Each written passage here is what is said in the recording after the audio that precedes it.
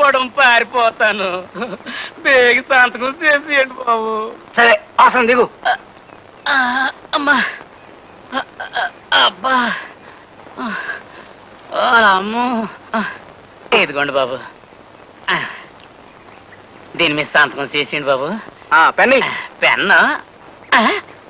అదేంటి ఆడెత్తుతున్నావు? అమ్మ నా చేపేది ఏడుంది కదయా. అమ్మా ఎక్కడున్నదా బాబు? నన్ను ఎంతగా తలకిందులుగా ఉన్నప్పుడు జేబు నేలకి దగ్గరగా ఉన్నది కదా బాబు, అందుకే నన్ను ఎక్కడ ఎదుగుతున్నాను బాబు. ఇదిగోండి బాబు పెన్ను.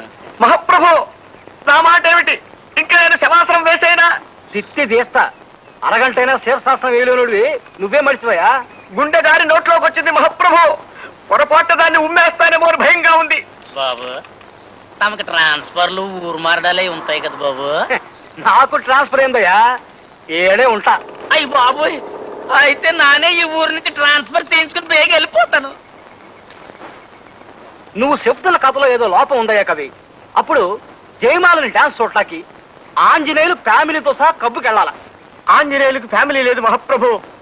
ఆయన అస్కలిత బ్రహ్మచారి. ఆయన క్లబ్బులకు వెళ్ళి డాన్సులు అవి చూడరు. ఇరికిచ్చు, అదే మన కథలో వెరైటీ. దూకావు? కడుపు కదిలింది మహాప్రభు. ఆ దరిద్రం కూడా నోట్లోకి జారుతుందేమో భయంగా ఉంది. నేను ఇప్పుడు వస్తా. శ్యామలా, బాత్రూమ్ లో చెమ్మెడు నీళ్లు పెట్టు, ఆ తర్వాత బకెట్ నీళ్లు కొట్టు. నా డ్యూటీకి టైం అయిందనా? ఏం పర్వాలేదు. మా బాస్ దిక్కులేని మొగోళ్ళ శరణాలయం ఓపెనింగ్కి వెళ్ళారు. వాళ్ళు ముహూర్తం 8:30 అన్నారు కానీ ఈయన 9 అయితే కానీ రిబ్బన్ కత్తిరించరు. అదేమిటో సింహాచలం అన్నా 9వ గంట అన్నా అంత సెంటిమెంట్ ఆయనకి.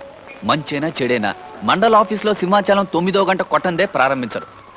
రేపు ఆయన తీసుకెళ్ళడానికి యమదూతలు వచ్చినా సింహాచలం 9వ గంట కొట్టేంత వరకు ఆగమంటారు కూడా. కృష్ణ, నిన్ను ప్రేమ పురుగు కాటేసిందా? ఏమిటి?